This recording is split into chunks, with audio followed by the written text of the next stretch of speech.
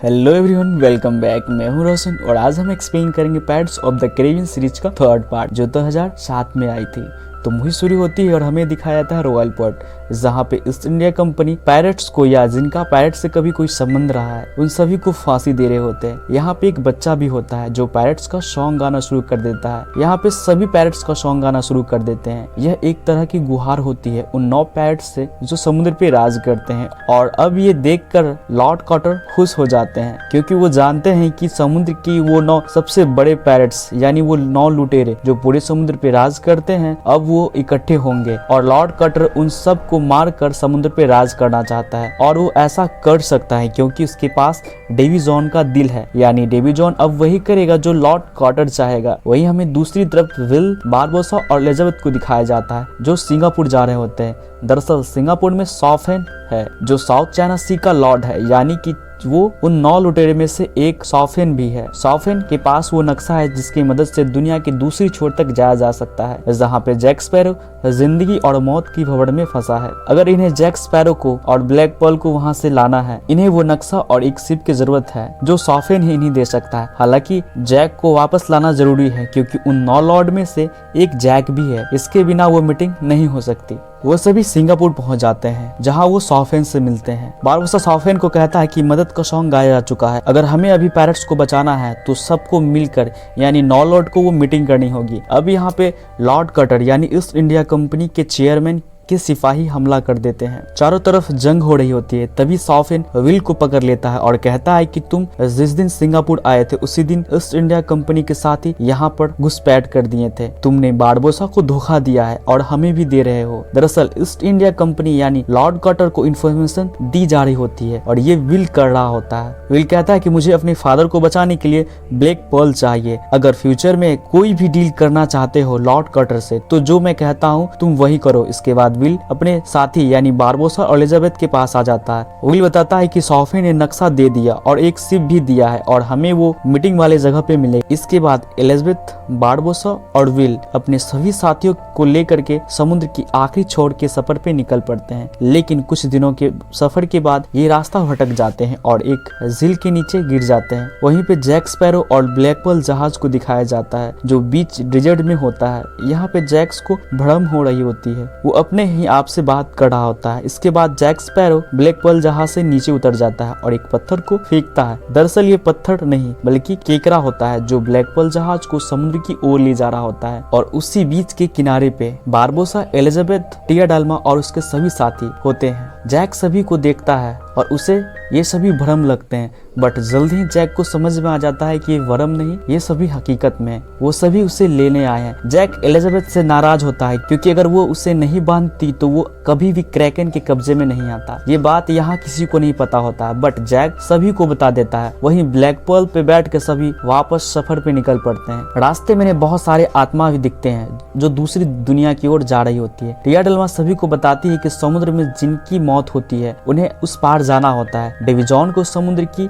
देवी calypso ने यही काम सौंपी थी। इसके बाद वो हर 10 वर्ष एक बार जमीन पे जा करके उससे मिल सकता था जिसे वो प्यार करता है। लेकिन डेवी जॉन ने अपने काम को नहीं किया, वो मुकर गया। इसलिए समुद्र की देवी कैलिप्सो ने उसे एक क्रिएचर बना दिया। अब यहाँ पे उन्हें बहुत सारे नाव भी दिखते हैं जिसमें एक नाव पे एलिजाबेथ के फादर मिस्टर स्वान भी होते हैं। एलिजाबेथ को बताया जाता है कि तुम्हारे फादर अब इस दुनिया में नहीं है। दरअसल लॉर्ड कॉटर ने उनकी हत्या कर दी होती है। एलिजाबेथ बहुत दुखी होती है। सभी को दूसरी दुनिया से बाहर निकलने का रास्ता समझ में नहीं आ रहा होता है, बट जैक जब मैप को ध्यान से देखता है तब अप एंड डाउन वो समझ जाता है कि जहाज को पलटना होगा, तभी इस दुनिया से सब बाहर जा सकते हैं। वो सभी मिलकर उस जहाज को डुबो देते हैं और अगले ही पल ब्लैक पर्ल समुद्र से बाहर निकलता है। रियल वर्ल्ड में होते हैं ये सब के सब प्यासे होते हैं, इसलिए पास के ही झील पे जाते हैं जहाँ पे क्रैकरन का डेड बॉडी होता है। दरअसल लॉर्ड कॉटर ने डेवी जॉन से उसके क्रैकरन को मारने का ऑर्डर दिया था क्योंकि लॉर्ड कॉटर के पास डेवी जॉन का दिल था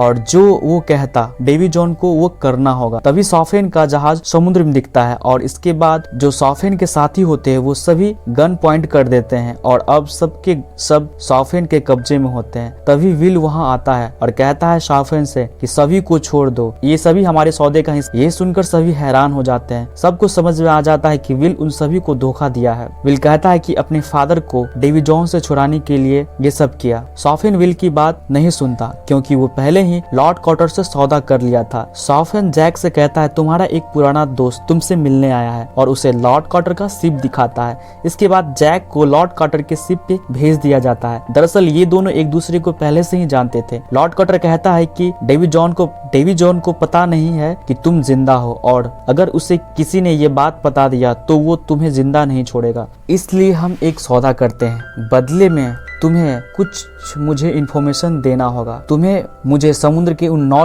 लॉर्ड का नाम बताना होगा और ये भी कि वो मीटिंग कहाँ होने वाला है और 8 के जो 9 सिक्के हैं उसका राज क्या है। दरअसल लुटेरे के हर लॉर्ड के पास एक सिक्का होता है जो कि बहुत कीमती होता है और उन 9 सिक्कों से लुटेरे कुछ करने वाले हैं। वहीं ब्लैकपर्ल जहाज पे सॉफिन को दिखाया जाता है जो लॉर्ड कॉटर के साथी को कहता है कि मुझे वादा किया गया था कि ब्लैकपर्ल जहाज मेरा होगा। वो सॉफिन से कहता है कि तुमने सोचा कैसा कि तुम्हें समुद्र की सबसे तेज जहाज जो डचमैन जहाज को हरा सकता है। इसके बाद वो वहां से चला जाता है और अब बारबोसा सॉफिन से कहता है कि ईस्ट इंडिया कंपनी वाले लुटेरे से किए वादे कभी नहीं निभाते, तुम हमारा साथ दो। सॉफिन कहता है कि हम सब मिलकर उसका कुछ नहीं बिगाड़ सकते। डचमैन जहाज और ब्लैकपर्ल उसी के पास है। बारबोसा कहता है कि हमारे पास समुद्र की देवी कैलिप्सो है, वो भी इसी जहाज पे एक औरत के रूप में। सोचो इसके असीमित शक्तियाँ क्या क्या कर सकती है, बट मुझे उसकी शक्ति को इस्तेमाल करने के लिए 9 लुटेरे के 9 सिक्के चाहिए। इसलिए हमें 9 लुटेरे को इकट्ठा कर वो मीटिंग करनी होगी। सॉफिन को लगता है कि जिस औरत के अंदर समुद्र की देवी कैलिप्सो है वो लड़की शायद एलिजाबेथ है। इसीलिए सॉफिन ब्लैकपर्ल जहाज के बदले एलिजाबेथ को मांगता है और वह सौदा पक्का करता है। एलिजाबेथ को वहां से निकलने का रास्ता नहीं सूझता, इसलिए वो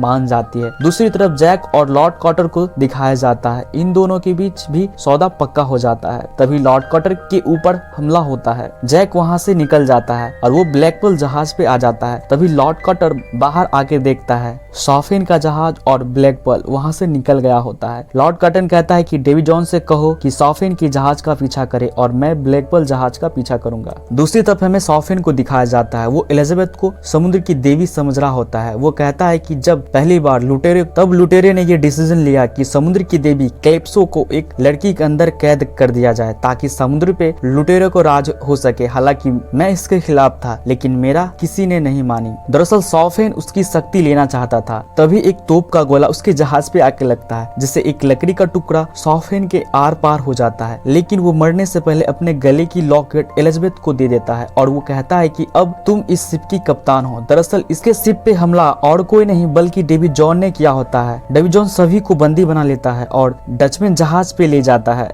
जहाँ पे नॉरिंटन भी होता है। नॉरिंटन एलिजाबेथ को देख के खुश हो जाता है। वो एलिजाबेथ को अपने साथ चलने को कहता है बट एलिजाबेथ अपने साथी के साथ बंदी बनकर कारागार में रहती है। यहाँ पे एलिजाबेथ को विल के फादर भी मिलते हैं जो अब उस जहाज का हिस्सा बन गए हैं। एलिजाबेथ कहती है कि जल्द ही आपका बेटा आपको बचाने आएगा बट विल के फादर एलिजाबेथ को कहते हैं कि अगर वो यहाँ आ भी गया तो वो हम दोनों में से किसी एक को बचाएगा। अगर वो मुझे बचाया तो उससे पहले डेवी जॉन को मारना होगा क्योंकि इस शिप को हमेशा एक कप्तान चाहिए और जो डचमैन जहाज का कप्तान होगा वो 10 साल में एक बार जमीन पे जा सकता है, यानी वो तुम्हें 10 साल में एक ही बार मिल पाएगा और मैं नहीं चाहता कि ऐसा हो। ब्लैकपर्ल जहाज को दिखाया जाता है और उस आइलैंड को जहाँ पे लुटेरों की लॉर्ड यानी सरदारों की मीटिंग होने वाली होती है। यहाँ पे विल भी होता है। लॉर्ड कॉटर के आने के लिए सबूत छोड़ रहा होता है जहाँ पे लुटेरों की मीटिंग होने वाली है। पे जैक विल को अपना दिशा यंत्र देकर पानी में धक्का दे देता है और अब हमें डचमैन जहाज को दिखाया जाता है जहाँ पे नॉरिंटन एलिजाबेथ और उसके सभी साथी को रिहा कर देता है। वही विल के फादर आ जाते हैं जो नॉरिंटन को मार देते हैं। वही दूसरी तरफ हमें विल को दिखाया जाता है जो लॉर्ड कॉटर के जहाज पे पहुंच जाता है। यहाँ पे डेवी जॉन भी होता है। विल उसे बता देता है कि जैक जिंदा है। साथ ही साथ 9 लुटेरे इसलिए इकट्ठे हो रहे हैं ताकि वो समुद्र की देवी कैलिप्सो को आजाद कर सके। डेवी जॉन बताता है कि जब समुद्र की देवी को एक औरत के जिस्म में कैद किया गया था